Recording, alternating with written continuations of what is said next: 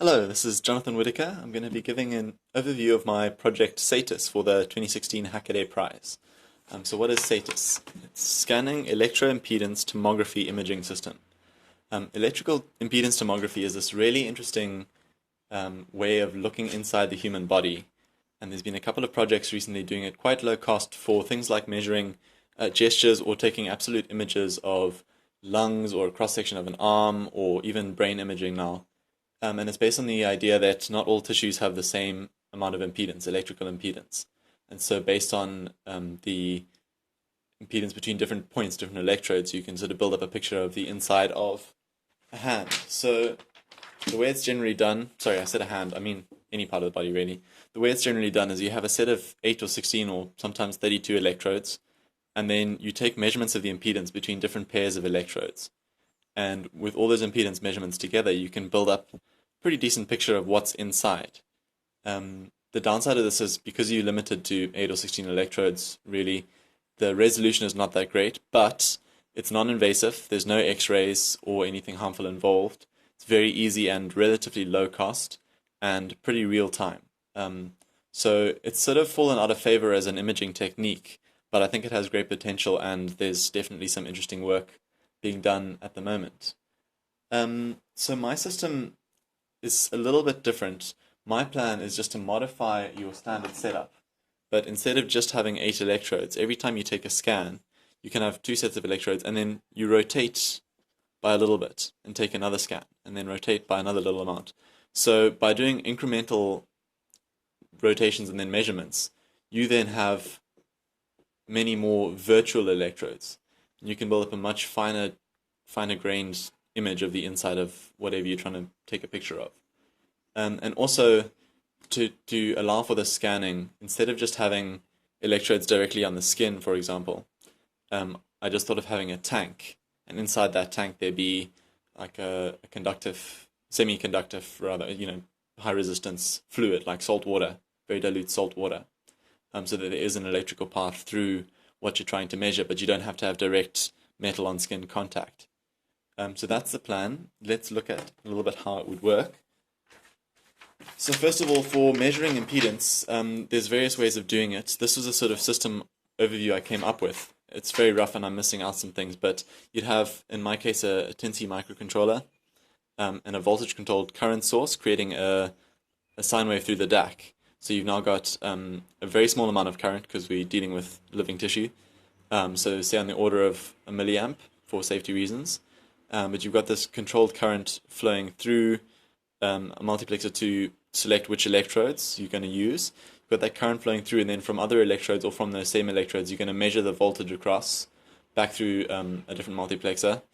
You're going to have to offset that, which I didn't add into the circuit, so that it's now within the range 0 to, say, 3 volts. You're going to amplify that because it's going to be tens of millivolts, and then feed that back into your analog to digital converter.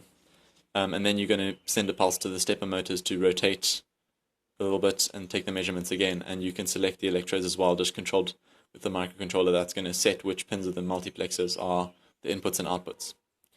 So that's a basic overview. And some of the parts, none of them are all that hard, although it's going to be interesting chaining them together. So like the voltage-controlled current source is actually quite a simple circuit that I'm going to use, whereby you have the voltage from the DAC coming in, and then you can set the current going through your impedance, in this case the tissue that we're trying to image.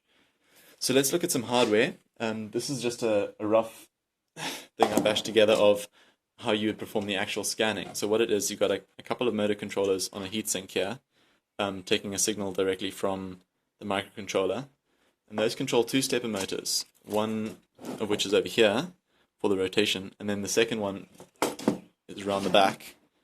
And that's what controls the motion of this platform up and down. So that allows you to scan actually in a Z direction as well, and build up a 3-dimensional picture of whatever piece of tissue you're trying to scan, although in this case you're quite limited by the framework. And then here I have a little electrode system. So, sorry, I haven't played with this in a while, but this would be, we'd scan down, there'd be a second set of electrodes in this part. Scan down, rotate, scan down, something's caught. rotate, scan down, rotate, and so on. This works much more smoothly when I put it in the right way. But yeah, so this, for example, you could image maybe just a finger. That was my initial goal just as a test, and this would all be sitting inside a tank. These electrodes are all insulated except for the very tips, and then those would go off and plug into the main board. Speaking of which, this is just a little prototype I knocked together, although it's nowhere near complete. And yeah, this is the brains of the whole operation, a little teensy microcontroller with, I just added a USB stick for easy programming. And then yeah, this would have, I need to add quite a bit. For example, I didn't realize I'd need amplifiers because the signals would be so small. I kind of forgot we were dealing with living tissue, so you sort of limited into how much current you can pump through there. But yeah, that's the system in a nutshell. And hopefully you'd be able to scan through a volume of space and build up a much more accurate picture. So you sacrifice the real-time nature of the EIT imaging, but you do get another way of imaging inside the body that, you know, is much less costly than X-rays or MRI scans or anything of that nature. So that's my entry. I hope you like it. It's just an idea at the moment, but I'm going to start putting together that analog front end, get some feedback and ideas from people on how I can get that system actually working, go measure it and test and see what sort of real world measurements we can do. And then yeah, we'll see how this all works out.